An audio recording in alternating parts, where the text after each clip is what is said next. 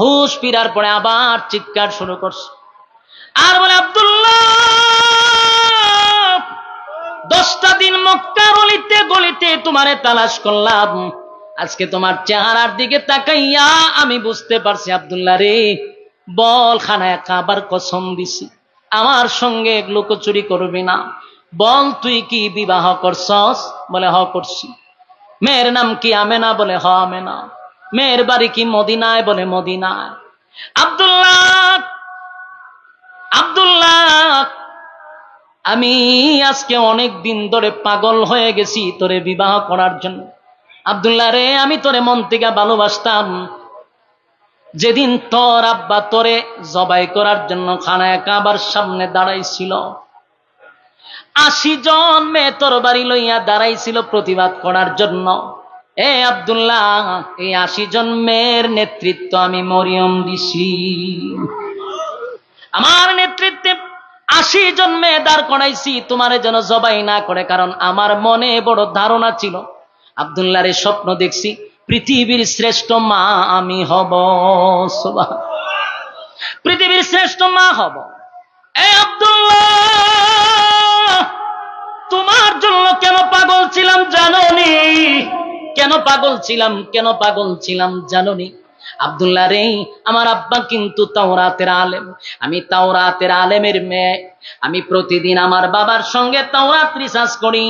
তাওরাতের প্রতি পৃষ্ঠায় পৃষ্ঠায় আমি মুহাম্মদের নাম পেয়েছি। এ আশিক রাসূল, প্রতিটা কথা দিলের কান লাগায় শুনবেন। আল্লাহর পয়গম্বর দুনিয়াতে এখন আসে নাই, অলৌকিক ঘটনা শুরু হয়ে গেছে এর আগেই। যুবক ভাইরা আমার, নবীর শান কারে কয়? নবীর শান কত প্রকার, যদি শেষ পর্যন্ত থাকেন তাহলে আজকে নবীর শান শুনা যাবেন ইনশাআল্লাহ। নবীর শান কারে কয়, কত প্রকার ও কি কি, দিলের কান লাগায় শোনার চেষ্টা করুন। এবার মরিয়ম বলেন, আমি যখন তাওরাত পড়তাম, তাওরাতের প্রতি পৃষ্ঠায় আমি মুহাম্মদের নাম পেয়েছি, আর সেই মুহাম্মদের নূর আমি আব্দুল্লাহ তোমার মধ্যে দেখতে পাইতাম। তাই আমার মনে চাইছিল তোমারে যদি বিবাহ করি আমি পৃথিবীর শ্রেষ্ঠ মা হব। একমাত্র কন্যা খবর পাইছে। হঠাৎ করে তাকায় দেখে আব্দুল্লাহ রাস্তা দিয়া হাঁটতেছিল। মরিয়ম পাগল হইয়া ঘর থেকে বাহির হইয়া রাস্তায় দাঁড়াইছে আব্দুল্লাহর সামনে দাঁড়ায় বলে, আব্দুল্লাহ 10টা দিন ধরে পাগল হইয়া মক্কার অলিতে গলিতে তোমারে তালাশ করি, কিন্তু আমি তোমারে পাই না। বলো না তুমি এতদিন কোথায় ছিলা? হঠাৎ করে মরিয়ম আব্দুল্লাহর চেহারার দিকে তাকাইয়া মরিয়ম জোরে একটা চিৎকার দিয়া মাটিতে পড়ে গেছে, বেহুশ হয়ে গেছে। আব্দুল্লাহ চিন্তায় পড়ে গেল, মরিয়ম আমারে দেখে চিৎকার মেরে বেহুশ হয়ে গেলে ঘটনা কি? মৌমাছির মতো আপনারা বসে আছেন প্রচন্ড গরমের মধ্যে। দুনিয়ার সমস্ত ফিতনা ফাসাদ থেকে হেফাজত করে, হাজারো মানুষের মাঝখান থেকে যাচাই এবং বাছাই করে, নির্বাচিত করে, পছন্দ করে, মহব্বত করে, ভালোবেসে আসার এবং বসার যে তৌফিকটুকু রব্বে কারীম আমাদেরকে দিয়েছেন, এজন্য আমরা সর্বপ্রথম শুকরিয়া আদায় করছি আলহামদুলিল্লাহ।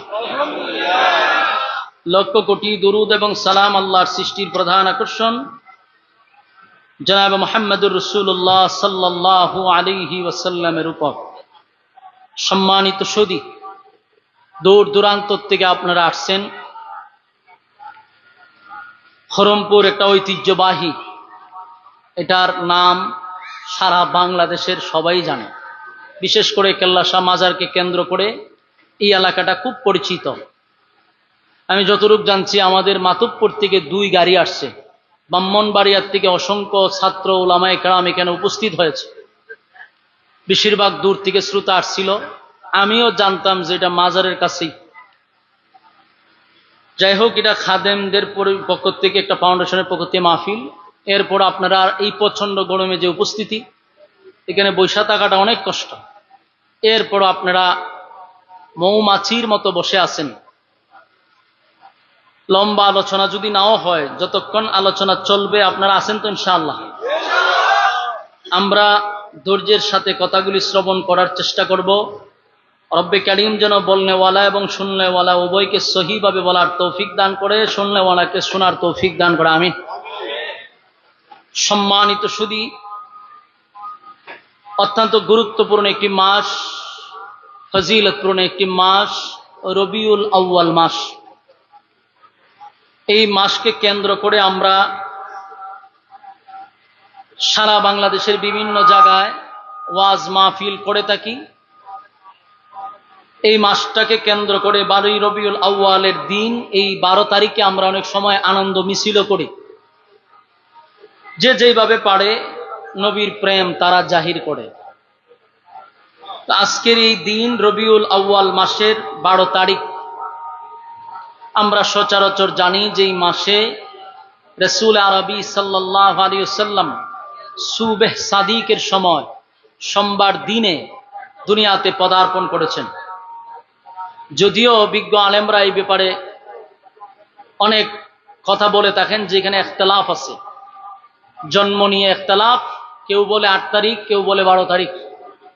কিন্তু একটা বিষয়ে একমত, কোনো ইখতিলাফ নাই, এটা হলো 12 রবিউল আউয়াল সোমবার দিনে রাসূলের ওফাত হয়েছে, এর মধ্যে কোনো সন্দেহ নেই, কোনো ইখতিলাফ নেই। তাহলে এই দিনটা শুধু জন্মের তারিখ না ওফাতের তারিখ? আপনারা, আমার আওয়াজ আপনাদের কান পর্যন্ত যায়নি? আমি মাহফিলে আসার আগে অনেকবার বলছি, যিনি মাহফিল ডাকছে, যে দেখেন আপনারা সাউন্ডটা কিন্তু ঠিক রাখেন। এত বলার পরেও যদি এখন আপনারা বলতে হয় যে সাউন্ড আসে না, দুঃখজনক। যারা মাহফিল কর্তৃপক্ষ তাদের দুর্বলতা।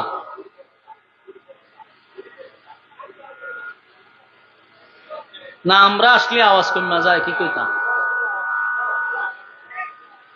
অন্য সময় তো সাউন্ড ঠিক থাকে। মাইকম্যান 10 মিনিট সময় দিব, আরো এরপরে কিন্তু ঘূর্ণিঝড় শুরু হইব তোমার উপরে। সময় দিতাছি তোমার, সাউন্ড ঠিক করো। মাইকম্যানের দোষ নেই, কর্তৃপক্ষ এগুলার ব্যাপারে খুব সচেতন থাকা দরকার। ওয়াজ হইব মাইক দিয়ে। এখন যদি প্যান্ডেলও শুরু, ওই চেয়ারে যারা বসে রয়েছে এরাই আওয়াজ শুনে না, তাহলে কি আয়োজন করছে বলেন? কি মাইকম্যান আনছে আমার বলেন? আর কি সেটিং করছে যে প্যান্ডেলই আওয়াজ যায় না? তো অত্যন্ত দুঃখজনক। আচ্ছা, ওনাকে আরো 10 মিনিট সময় আমরা দিচ্ছি, এর ভিতরে মোটামুটি আওয়াজ যায় তো? আচ্ছা, এরপরে উনি কাজ চালাইতেছে। একটা বিষয় আগে আমার সাথে হ্যাঁ না বলবেন। বলুন, এই রবিউল আউয়ালের 12 তারিখ কি রাসূলের আগমন শুধু, না ওফাত? বিশ্বাস করেননি? ওফাতুন নবী নিয়ে কোনো ইখতিলাফ নাই। তাহলে শুধু আসার কথাটাই কেন বারবার বলি? রাসূল যে এই তারিখে বিদায় হয়েছে, এই কথাটাতে একবারও শুনি না। তার একটা কারণ আমি বের করছি, যে আসাটা হলো আনন্দ, যাওয়াটা হলো ব্যতীত। যাওয়াটা ব্যতীত। কেউ যদি যাওয়ার আলোচনা করে যে এই তারিখ রাসূল দুনিয়ার থেকে বিদায় হয়েছে, তাহলে কি আর আনন্দ করা যাবে? এই জন্য যাওয়াটারে গোপন রাখা হয়, আর আশাটারে এটারে হাইলাস করা হয়, হাইলাস করে মানুষের কাছে পৌঁছানো। দুটোটা বলবেন যে রাসূলের আগমন এবং ওফাতুন নবী দুটোটা একসাথে। রাসূল দুনিয়াতে আসছে, আমরা খুশি না বেজার? অনেক কয় আমরা বলে বেজার। বেজার নয়, আসমান খুশি, জমিন খুশি, সূর্য, চন্দ্র, গ্রহ, নক্ষত্র, পাহাড়, পর্বত, সাগর, নদী, নালা, খাল, বিল, কীট, পতঙ্গ, সৃষ্টি জগতের সবাই খুশি রাসূল দুনিয়াতে আসার কারণে।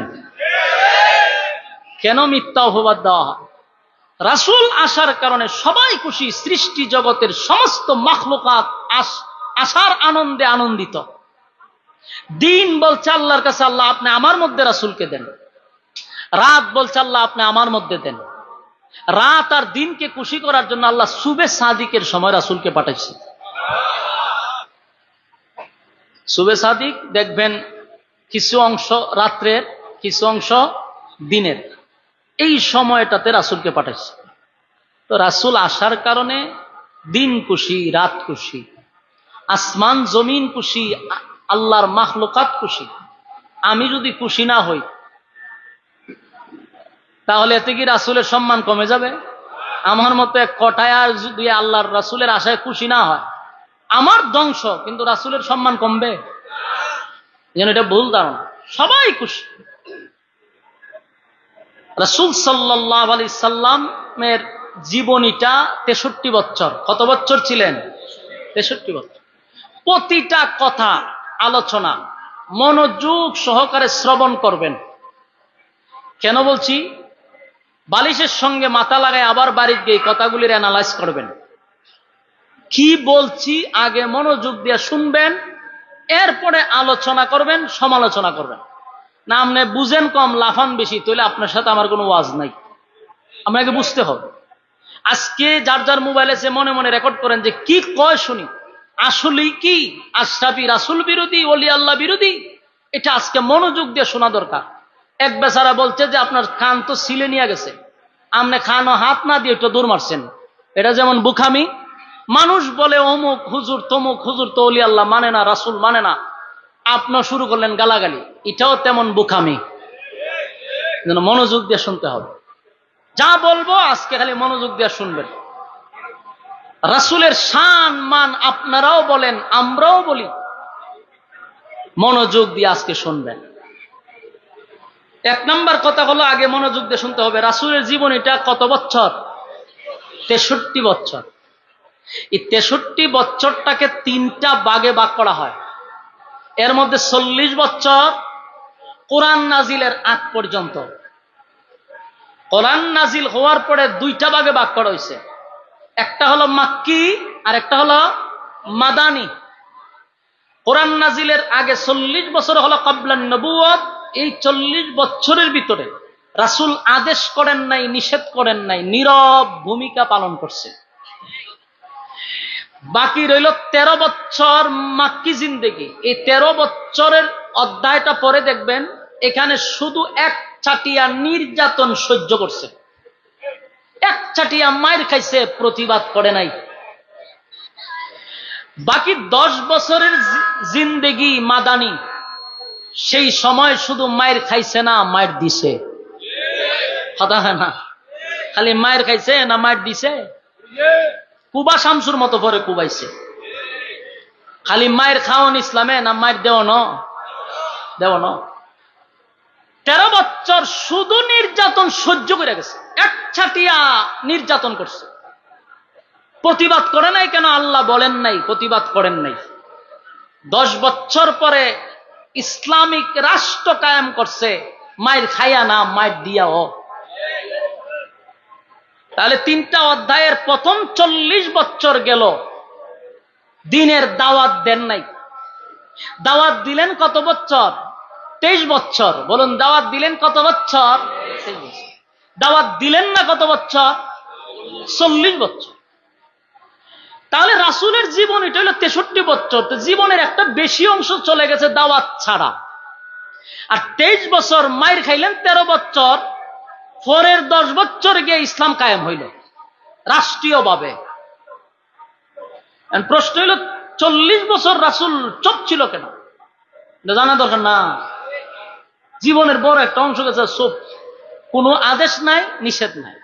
এখন 40 বছরটা যদি আপনি একটু অ্যানালাইজ করেন, একটু স্টাডি করেন, তাহলে দেখেন 40 বছরের ভিতরে আমার রাসূলের একটা শত্রুও ছিল না। এই করমপুরের ভাইয়ারা, প্রতিটা কথা মনোযোগ দিয়া শুনবেন এবং বুঝলে হ্যাঁ বলবেন, না বুঝলে না বলবেন। আওয়াজ দিতেইব, মাইকের আওয়াজ তা হোক আর না তো, কিন্তু আপনাদের আওয়াজ থাকতেইব। ওই আওয়াজ বাড়ছে। আমি একটা জিনিস বুঝি না, আমরা এদিকে আসলে এরা এই আওয়াজগুলি নিয়ে এরকম করে কেন? কিন্তু গানও লাগাই দিলে তো আওয়াজ কমে না, তখন তো মঞ্চ শুদ্ধ খাপে। এটা হিসাব আমি মিলাইতে পারি না। এখন দেখেন 40 বছর বেশি অংশ চলে গেল দাওয়াত ছাড়া। ঘটনাটা কি?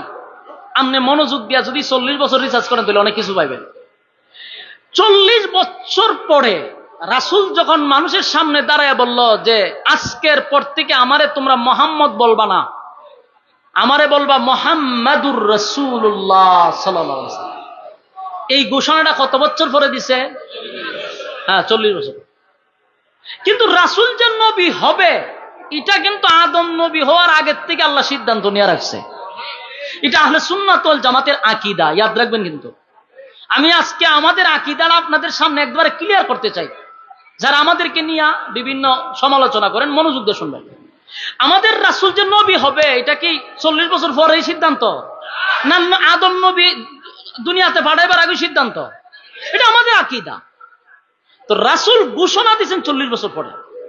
40 বছর পরে একটা জায়গায় দাঁড়ায় বলতে, শোনো, আজকের থেকে শুধু মুহাম্মদ না, মুহাম্মাদুর রাসূলুল্লাহ সাল্লাল্লাহু আলাইহি ওয়াসাল্লাম।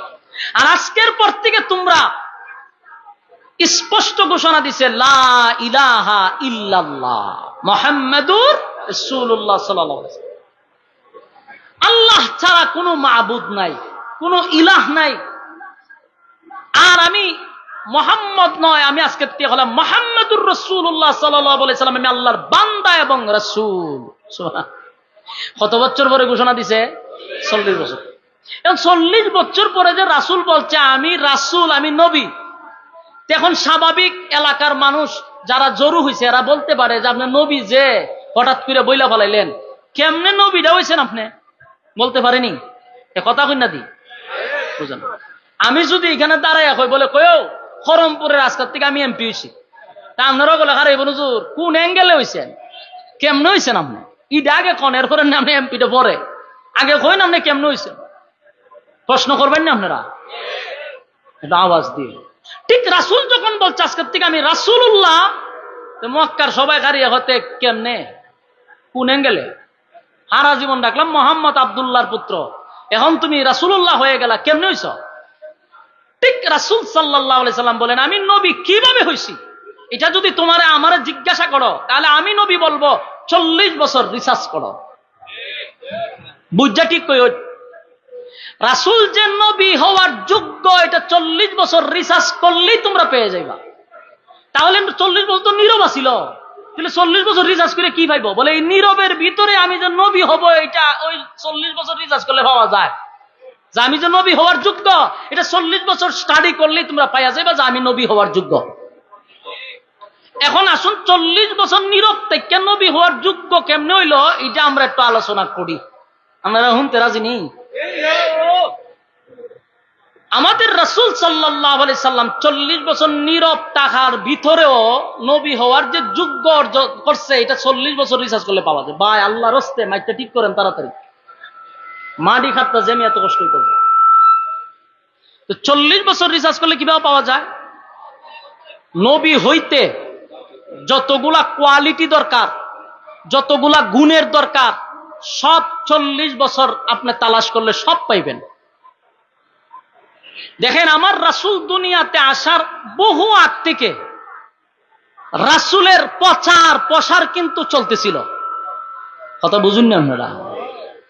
রাসূল আসার বহু আগ থেকে প্রচার প্রসার চলতেছে। শুধু প্রচার প্রসার না, অলৌকিক বহু ঘটনা রাসূল দুনিয়াতে আসার আগ থেকে শুরু হয়ে গেছে। এখন 40 বছর রিসার্চ করলে নবী হওয়ার যে যোগ্য এটা কেমনে বাই করবো আমরা? আসুন আমরা একটু আরো আগে যাই, তাহলে বুঝতে সুবিধা হবে। আর কতক্ষণ লাগবো?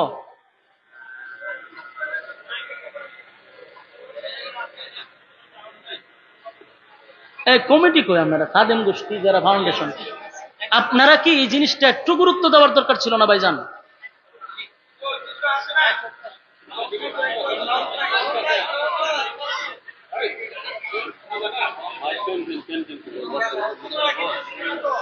সুতারা শুনে না আমারও তো কেন পুরা মনে করেন যে মাটি খাটতেছি, এত কষ্ট হইতেছে। জেনারেটরতে সারা বাংলাদেশে ওয়াজ করি, এখন জেনারেটরতে পাবলিক আওয়াজ তো এরকম তো শুনছি না আমি। আপনারা এই কামটা করলেন, মাইকের ব্যাপারে দুর্বলতা করলেন।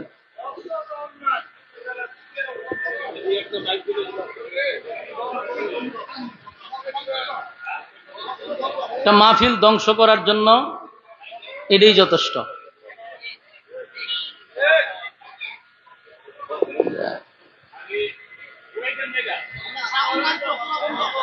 হ্যাঁ, সব তো বন্ধ, আমি বুঝতে আছি, সব বন্ধ।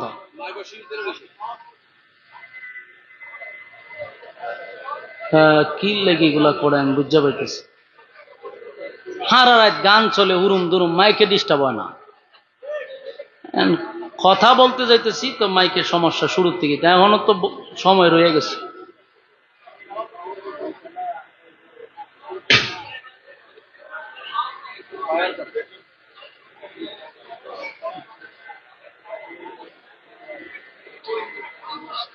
বসেন বসেন, ইনশাল্লাহ বসে যান। আমরা যেহেতু আপনারা আরামের ঘুম হারাম করছেন, আর বৈশা যেহেতু গেছেন, আলোচনা শুনে যাওয়া দরকার না। আপনারা তো কইবেন যে কি ফেস লাগাই যায় লেগে আজকে আলোচনা শূন্য বাড়ি যাবেন।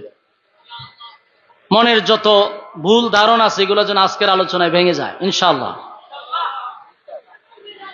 ঠিক করেন, ঠিক করেন। কিছু আওয়াজ আসেনি, বক্স চালু হয়েছিনি, আওয়াজ এখনো যায় না। এখন শুনেন, তাহলে 40 রাসূলকে যখন বলল আমি রাসূলুল্লাহ, তখন মক্কার মানুষটা কি বলছে যে আপনি রাসূল কিভাবে হইছেন?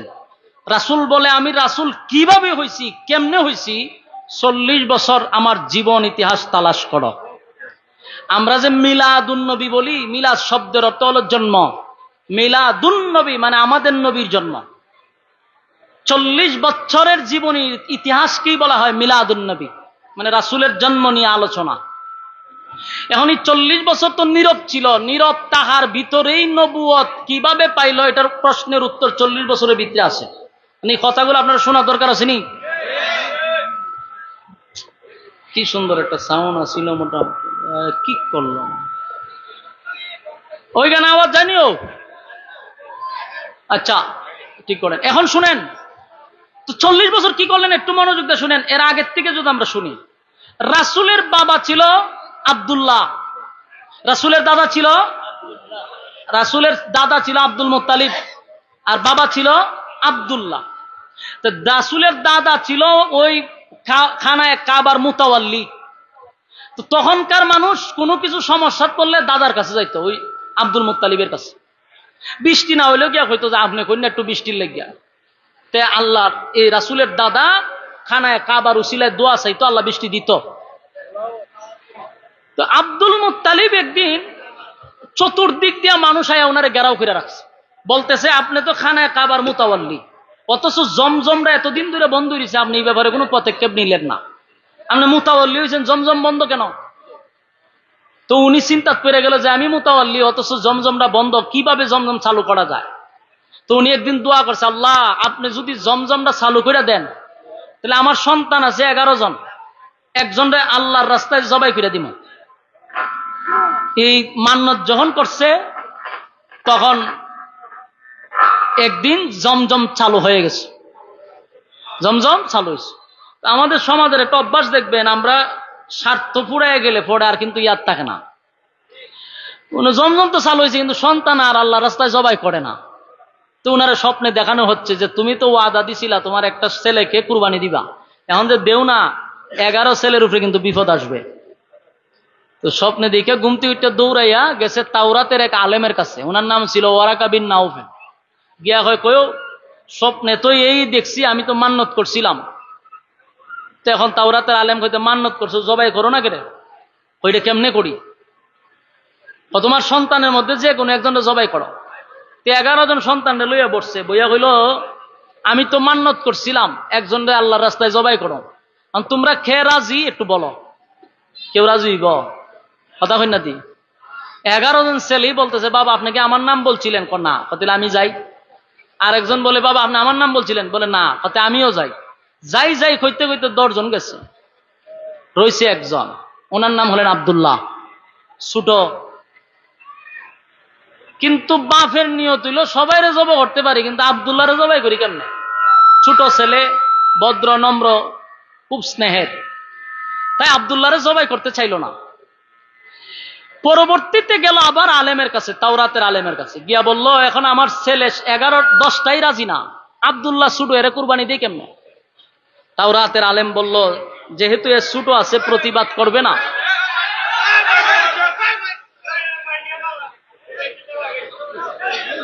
এটা কি কোনো কোন ষড়যন্ত্র কিনা? ষড়যন্ত্র হইতে পারে কিনা? সন্দেহ লাগতেছে তো। হ্যাঁ, না এটা কি ষড়যন্ত্র হইতো তো না? এরকম হইতো কেন? আমার প্রশ্ন হলো এটা।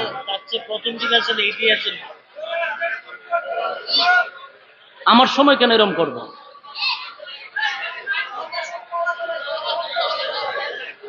আমার সময় কেন এরকম হইব? আমি এটা বুঝতে পারতেছি না।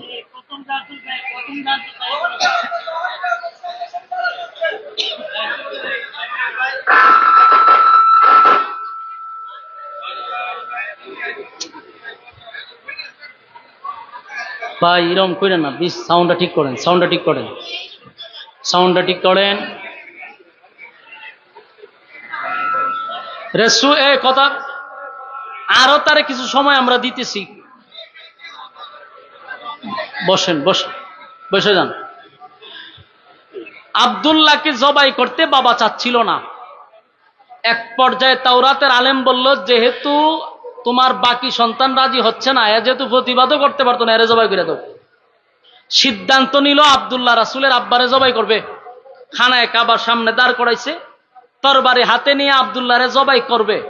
এমন সময় দেখে প্রায় 80টা তরবারি লইয়া মহিলারা দাঁড়াই গেছে। কতজন মহিলা? 80 জন মহিলা, যুবতী, রূপসী, কুমারী মেয়েরা 80টা তরবারি লেখা রয়েছে। হারিয়া আব্দুল মুত্তালিবের গলার দ্বারে গিয়া কয়, যদি আব্দুল্লাহরে জবাই করো মক্কাতে আগুন লাগাই দিমু। তোমার বাকি 10টারে জবাই করো, কোনো বাধা নাই, কিন্তু আব্দুল্লাহরে জবাই করতে দিব না। কারণ আব্দুল্লাহর চেহারা দিকে ব্যবসা করতে গেলে আমরা ব্যবসার বরকত হয়। আব্দুল্লাহকে আমরা জবাই করতে দিব না। ফরসিনে আব্দুল মুত্তালিব বিপদ, জবাই তো করতে পারলো না। আন্দোলন শুরু হয়ে গেছে, মহিলার আন্দোলন করতেছে। শেষ পর্যন্ত আবার গেছে তাওরাতের আলেমের কাছে, বলে গেছিলাম তো কুরবানি দিতাম, কিন্তু অন্দি মাইয়ারা আন্দোলন করে। শেষে ওরা কে বিন নাউফল বললো, তখন কি করবা? বলে না, কোনোভাবে সম্ভব না। তাহলে কি করেন? বলে একটা কাজ করো, লটারি মাইরা দাও। একদিকে 100 উট, একদিকে আব্দুল্লাহ। যদি লটারির মধ্যে উট আসে, উটকে জবাই করে দিবা, আর যদি আব্দুল্লাহ নাম আসে তাহলে আব্দুল্লাহরে জবাই করবা। দিন তারিখ ধার্য করে আবারও আব্দুল্লাহ সহ এক জায়গায় মানুষ জড়ো হয়েছে, লটারি দিছে। লটারির শুরুতেই আব্দুল্লাহর নাম উঠছে। এখন জবাই করা লাগেনি। মহিলারা চোখ বড় বড় করে চায় আব্দুল মুত্তালিবের দিকে, যে হইছে না। আরেকবার দিছে, আবার আব্দুল্লাহর নাম। 10 বার দিছে, 10 বার আব্দুল্লাহর নাম। 20 বার দিছে আব্দুল্লাহর নাম, 50 বার আব্দুল্লাহর নাম, 80 বার আব্দুল্লাহর নাম। দিতে দিতে 99 বার আব্দুল্লাহর নাম, কিন্তু উঠেন নাম আর উঠে না। আর রয়েছে কয়বার? 100 বার দিতে গেলে আর একবার। এখন তো 100% জবাই হবে। আবার মহিলারা তরবারি লিয়ে দাঁড়াইছে, দাঁড়ায়া ঘোষণা দিতেছে, আব্দুল মুত্তালিব একে একে যদি 10টা ছেলেরও তুমি জবাই করো কোনো দুঃখ ছিল না, কিন্তু আব্দুল্লাহরে যদি 100 বার না 1000 বার আব্দুল্লাহর নাম উঠে, 6000 বার, এখানে তো 99 বার উঠছে। 1000 বারও যদি আব্দুল্লাহর নাম উঠে, ওয়াদা দিলাম আব্দুল্লাহর গলার মধ্যে যদি ছুরি লাগায়া দাও, তাহলে গোটা মক্কা নগরীতে আমরা আগুন ধরায়া দিব। এ মহিলাদের আন্দোলন, মহিলাদের আন্দোলন শুরু হয়ে গেছে। বিপদে পড়ছে আব্দুল মুত্তালিব, যে আর একবার রয়েছে, যদি ওখানে আব্দুল্লাহর নাম উঠে আমি কি করতাম। 99 বার দিল আব্দুল্লাহর নাম। 100 বারে যখন লটারি টান দিল, তাকায়া দেখে আব্দুল্লাহর নাম উঠে নাই, উটের নাম উঠে গেছে। এখন 100 উট আল্লাহর রাস্তায় জবাই করে দিছে। সুবহান। যুবক ভাইরা আমার, কথাগুলি বলার উদ্দেশ্য হলো, রাসূল দুনিয়াতে আসার আগেই তো অলৌকিক ঘটনাগুলি ঘটছে। তাই 40 বছরের জীবন লাড়াছাড়া করার আগে আসুন নবীর জন্মের আগের ঘটনাগুলিও যদি বলি, তাহলে আপনাদের কাছে আরো শুনতে সহজ হবে। আব্দুল্লাহ রাসূলের আব্বা আস্তে আস্তে বড় হইতে লাগলো। গোটা মক্কা নগরীর মধ্যে সবচেয়ে লাজুক প্রকৃতির ছিল, মানে খুব লজ্জা পাইত। গোটা মক্কা নগরীর যত মেয়েরা ছিল, যুবতী মেয়েরা আব্দুল্লাহর জন্য পাগল ছিল। এখনকার ছেলেরা মেয়েরা টিজিং করে, ঠিক না? একটা মাইয়া স্কুল থেকে বাড়িতে গেলে রাস্তার পাশে দেখবেন কতগুলা আগার ট্যাং বগার ট্যাং, কতটা দেখবেন চুল এমনি রয়েছে, ইগান্দা চুল নাই, খানের মধ্যে দুল, এই হিরুঞ্চির মতো ভিসে দিয়ে মাইয়া গুলারে ডিস্টার্ব করে। কথা এখন ঠিক? আপনি আমার মেয়ে সন্তান স্কুলে গেলে আমরা নিরাপদ না, কারণ ফুলা মানে ডিস্টার্ব করে। তখন মাইয়ারা ডিস্টার্ব করতো আব্দুল্লাহরে। কথা বুঝতেছে? সব মেয়েরা পাগল ছিল আব্দুল্লাহ। চতুর্দিক দিয়ে আব্দুল্লাহর জন্য বিবাহের প্রস্তাব আসে। ছেলে হইল একটা, বিয়ার প্রস্তাব যায় 100টা। এর মধ্যে একটা মেয়ের নাম ছিল মরিয়ম, তার বাবা ছিল ওয়ারাকা বিন নাওফেল, তাওরাতের আলেম, ধনাঢ্য একজন মেয়ে, বাবার অটাল সম্পত্তি ছিল। এই মরিয়ম আব্দুল্লাহ রে রাস্তার মধ্যে পাইলি দাঁড়ায়া বলতো, আব্দুল্লাহ রে তোর ভাই হইল 10 জন, তোর বাবা 10টা ছেলে 11টা ছেলে জন্ম দিছে, সম্পত্তি কি আছে, ভাগ করলে কিছুই পাবি না, বরং তুই যদি আমারে বিবাহ করস, আমি আমার বাবার একমাত্র কন্যা, আমার যত সমস্ত সম্পদ আছে তোর নামে সব আমি দিয়া দিব, তোমার আব্বারে বলো আমার সঙ্গে যেন তোমার বিবাহ দেয়। প্রতিদিন রাস্তার মধ্যে মেয়েরা ডিস্টার্ব করে। আব্দুল্লাহর বাবার কাছে, আব্দুল মুত্তালিবের কাছে প্রতিদিন বিবাহের প্রস্তাব যায়। একটা সময় আব্দুল মুত্তালিব চিন্তা করলো মেয়েদের ইফটিজিং আর সহ্য করার মতো না। রাত্রের বেলায় অন্ধকারে নিজের সন্তান আব্দুল্লাহরে লইয়া মক্কা ছেড়ে মদিনার দিকে চলে গেছে। মদিনায় গেছে, ছেলে লইয়া ফলাইয়া গেছে, কারণ মাইয়া ভানে যে ডিস্টার্ব শুরু করছে। মদিনায় আবার আব্দুল মুত্তালিবের একজন বন্ধু ছিল, দুইজন একসাথে ব্যবসা করতো। তো ব্যবসার সুবাদে দেখছে যে ঘরের ভিতরে একটা যুবতী মাইয়া আছে। চিন্তা করছে মাইয়াটা তো সুন্দর, আমার ছেলেও সুন্দর, বিয়া যদি করানি লাগে আমার বন্ধুর মাইয়ার সাথে বিয়া করাম। এটা আগেই টার্গেট রাখছিল। ওই রাত্রের বেলা ছেলেরে লইয়া মদিনায় গেছে। দেখো দোস্ত, আমি তো আইসি মক্কার থেকে, রাত্রের বেলায় ফলাইয়া বলে কেরে, বলে ছেলে একটা, বিয়ায় 100টা, মাইয়া ফানের যন্ত্রণায় ফুলা লই আইছি। অনিয়ত করছি বিয়া না করাইয়া আমি আর মক্কায় যেতাম না। তো মাইয়া পছন্দ হয়েছে নি, বলে মাইয়া তো তোরটাই আমার পছন্দ আগের থেকেই। তো বন্ধু বলে দোস্ত তোর ছেলে অনেক সুন্দর, আমার মেয়েও সুন্দর, তাহলে বিয়া করাইলে। বিবাহ করাইয়া দিছে। যেই মেয়ের সাথে বিবাহ হয়েছে ওনার নাম হলো আমেনা। সুবহানাল্লাহ, বিয়া হয়ে গেছে। বিয়া টিয়া করার পরে অনেক দিন পরে আব্দুল্লাহরে নিয়ে আবার ওনার বাবা আসছে মক্কায়। ওই দিকে গোটা মক্কার যুবতী মাইয়ারা আব্দুল্লাহরে তালাশ করতে করতে পাগল হয়ে গেছে। আব্দুল্লাহ গেল কো? গোটা মক্কায় আব্দুল্লাহরে তালাশ করে, আব্দুল্লাহরে পায় না। কোথায় রে আব্দুল্লাহ, কোথায় আব্দুল্লাহ, কোথায়? পায় না। আজকে 7-10 দিন হয়ে গেছে। হঠাৎ করে আব্দুল্লাহ যখন মক্কায় আসলো, মেয়েরা খবর পাইছে আব্দুল্লাহ মক্কায় আসছে। এর মধ্যে মরিয়ম ওয়ারাকা বিন নাওফেলের মেয়ে একমাত্র কন্যা খবর পাইছে। হঠাৎ করে তাকায় দেখে আব্দুল্লাহ রাস্তা দিয়া হাঁটতেছিল। মরিয়ম পাগল পাগল পাগল হইয়া ঘর থেকে বাহির হইয়া রাস্তায় দাঁড়াইছে আব্দুল্লাহর সামনে। আব্দুল্লাহর সামনে দাঁড়ায় বলে, আব্দুল্লাহ 10টা দিন ধরে পাগল পাগল হইয়া মক্কার অলিতে গলিতে তোমারে তালাশ করি, কিন্তু আমি তোমারে পাই না। বলো না তুমি এতদিন কোথায় ছিলা? হঠাৎ করে মরিয়ম আব্দুল্লাহর চেহারার দিকে তাকাইয়া মরিয়ম জোরে একটা চিৎকার দিয়া মাটিতে পড়ে গেছে, বেহুশ হয়ে গেছে। আব্দুল্লাহ চিন্তায় পড়ে গেল, মরিয়ম আমারে দেখে চিৎকার মেরে বেহুশ হয়ে গেলে ঘটনা কি? হুশ ফিরার পরে আবার চিৎকার শুরু করছে আর বলে, আব্দুল্লাহ 10টা দিন মক্কার অলিতে গলিতে তোমারে তালাশ করলাম, আজকে তোমার চেহারার দিকে তাকাইয়া আমি বুঝতে পারছি আব্দুল্লাহ রে, বল খানায় কাবার কসম দিছি আমার সঙ্গে লুকোচুরি করবি না। বল তুই কি বিবাহ করছস? বলে হ করছি। মেয়ের নাম কি? আমেনা। বলে হ আমেনা। মেয়ের বাড়ি কি? মদিনায়। বলে মদিনায়। আব্দুল্লাহ আমি আজকে অনেক দিন ধরে পাগল হয়ে গেছি তোরে বিবাহ করার জন্য। আব্দুল্লাহ রে, আমি তোরে মন থেকে ভালোবাসতাম। যেদিন তোর আব্বা তোরে জবাই করার জন্য খানায় কাবার সামনে দাঁড়াইছিল, 80 জন মেয়ে তোর বাড়ি লইয়া দাঁড়াইছিল প্রতিবাদ করার জন্য। এ আব্দুল্লাহ, এই 80 জন্মের নেতৃত্ব আমি মরিয়ম দিছি। আমার নেতৃত্বে 80 জন্মে দাঁড় করাইছি তোমারে যেন জবাই না করে, কারণ আমার মনে বড় ধারণা ছিল, আব্দুল্লাহর স্বপ্ন দেখছি পৃথিবীর শ্রেষ্ঠ মা আমি হব। সুবহান, পৃথিবীর শ্রেষ্ঠ মা হব। এ আব্দুল্লাহ, তোমার জন্য কেন পাগল ছিলাম জানোনি? কেন পাগল ছিলাম জানোনি?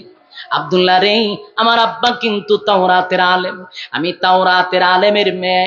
আমি প্রতিদিন আমার বাবার সঙ্গে তাওরাত রিসার্চ করি। তাওরাতের প্রতি পৃষ্ঠায় পৃষ্ঠায় আমি মুহাম্মদের নাম পেয়েছি। এ আশিক রাসূল, প্রতিটা কথা দিলের কান লাগায় শুনবেন। আল্লাহর পয়গম্বর দুনিয়াতে এখন আসে নাই, অলৌকিক ঘটনা শুরু হয়ে গেছে এর আগেই।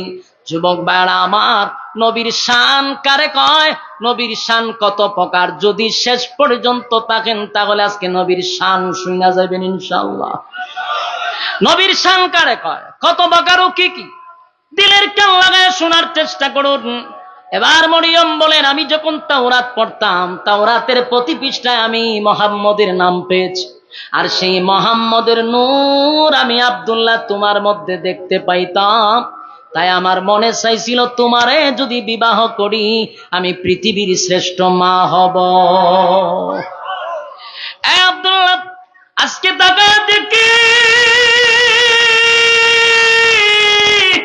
সেই নূর তোমার চেহারার মধ্যে লাইগো। আমি বুঝতে পারছি এই নূর তো বিবাহ ছাড়া যাবে না, নির্ঘাত তুমি বিবাহ করছ। আব্দুল্লাহ রে, আমি তোমার জন্য পাগল ছিলাম, তোমার রূপ দেখে নয়, আমি মুহাম্মদের মা হইতে চাইছি, পৃথিবীর শ্রেষ্ঠ মা। এ আব্দুল্লাহ, যেহেতু আমি পৃথিবীর শ্রেষ্ঠ মা হইতে পারলাম না, আজকে ওয়াদা দিলাম, খানায় কাবার কসম করলাম, আর কোনদিন আমি মরিয়ম বিবাহ বসব না। এ যুবক বাপ, আমেনার গর্বে যখন আমার নবী চলে আসলো, 6টা মাস হতে না হতে আব্দুল্লাহ দুনিয়ার থেকে বিদায় হয়ে গেল। মা আমেনা 6 মাসের যখন গর্ভ ধারণ করলো, এর ভিতরে আব্দুল্লাহ চলে গেছে। এবার আমেনা বিধবা হয়ে গেল। বিধবা অবস্থায় যখন আমেনা নিজের কাহিনীটা মানুষকে শোনায়া দেয়, পৃথিবীর মানুষেরা রে, কেমন সন্তান আমার পেটে আসছে শোনো। আমি আমেনা যখন রাস্তা দিয়া হাঁটি, কোনো পাখি আমার মাথার উপর দিয়া যায় না। এ আশিক রাসূল, নবীর শান কারে কয়? নবীর শান কারে কয়? দিলের কান লাগায়া শুনো। আমেনা বলে, শুধু তাই নয়, আমি যখন কলস নিয়ে পানি আনতে যাই, আগের জামানায় টিউবওয়েল ছিল না, কূপের থেকে পানি তুলতে হয় রশি দিয়া। আমেনা বলেন, আমি কূপের পাড়ে গেলে পানি অটোমেটিক আমার সামনে চলে আসতো, রশি লাগতো না, টানতে হইতো না। শুধু তাই না, আমেনা রাস্তা দিয়ে যায়, মানুষ দেখে এত গ্রান, এত গ্রান, এত গ্রান, এত গ্রান। আরবের মানুষেরা সমালোচনা করতে লাগলো, আব্দুল মুত্তালিবের ছেলে তো মারা গেল, আমেনা তো বিধবা, বিধবা নারী শরীরের মধ্যে এত গ্রান লাগাইয়া রাস্তা দিয়া হাঁটে। চতুর্দিকে সমালোচনা শুরু হইল। আব্দুল মুত্তালিবের কানে আসলো, তোমার বৌমা তো বিধবা হয়ে গেছে, তারে বলবা সে যেন এত মজার গ্রান লাগাইয়া রাস্তা দিয়া যেন না হাঁটে। আর এটা এমন গ্রান, মক্কার কোথাও এই সুগন্ধি পাওয়া যায় না। এবার আব্দুল মুত্তালিব রাসূলের দাদিরে বলল, তোমার বৌমারে বলবা সে যেন গ্রান না লাগায়, আতর ব্যবহার না করে। তবে বিধবা মানুষ সমালোচনা করে, আমার ইজ্জত যায় যায়। রাসূলের দাদি বললেন, মা, তোমার শ্বশুর হলো মক্কার একজন সর্দার মাতব্বর, তার একটা সম্মান আছে। মাগো, তোমার স্বামী নাই, তুমি কিন্তু এত গ্রানের আতর ব্যবহার করবা না। এবার আমেনা বলে, মা, আমি আপনাদেরকে জানাইতে চাই, একটু আমার সঙ্গে আসেন। রাসূলের দাদির কাছে নিয়ে তুতু ফালাইছে। মা এখন কি গ্রান কমছে না বাড়ছে? রাসূলের দাদি বলেন পুরা ঘরটা যেন সুগ্রানে মুখরিত হয়ে গেছে। এবার বাথরুমে নিয়ে বলেন মা দাঁড়ান, যেখানে গোসল করি সেখানে আসেন। সেখানে যাওয়ার পরে দেখ গ্রান আরো বাড়ছে। মাগো, যে গ্রান আপনারা শুনছেন, যে গ্রান আপনারা পাইতেছেন, এটা দুনিয়ার কোনো আতর নয়, আমি টাকা দিয়া কিনে শরীরে লাগাই নাই গো মা। এই গ্রান আমার পেটের ভিতর থেকে আসে। জুরে কোন সুবহান। পেটের ভিতরে থাকা অবস্থায় গ্রান বাহির হয়েছে। আমেনা বলেন মা, আমার শরীর থেকে গ্রান বাহির হয়, আমার মুখ থেকে গ্রান বাহির হয়। শুধু তাই নয়, আমি রাস্তা দিয়া গেলে গাছ পর্যন্ত আমারে সালাম দেয়। যুবক ভাইরা আমার, এবার আসুন, যেদিন রাসূল দুনিয়াতে আসবে, কবে আসবে?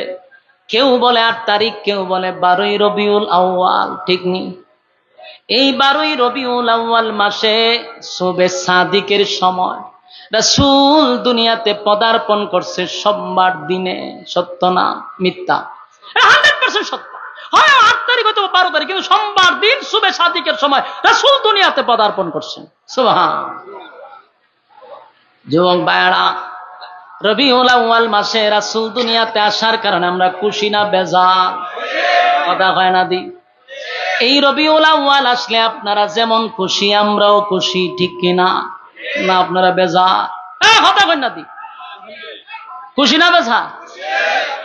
রবিউল আউয়াল এলে হৃদয়ের দুয়ার খুলে, রবিউল আউয়াল এলে হৃদয়ের দুয়ার খুলে, ছড়িয়ে তব নামের খুশবু ফুল। ইয়া মুহাম্মদ মুহাম্মদ মুহাম্মদ রাসূল, ইয়া মুহাম্মদ মুহাম্মদ মুহাম্মদ রাসূল। চলতনি? কথা বলেন চলতনি? আমার সাথে কইতেই বতা বলেন ইয়া মুহাম্মদ মুহাম্মদ মুহাম্মদ রাসূল, ইয়া মুহাম্মদ মুহাম্মদ মুহাম্মদ রাসূল। রবিউল আউয়াল এলে হৃদয়ের দুয়ার খুলে, রবিউল আউয়াল এলে হৃদয়ের দুয়ার খুলে, ছড়িয়ে তব নামের খুশবু ফুল। ইয়া মুহাম্মদ মুহাম্মদ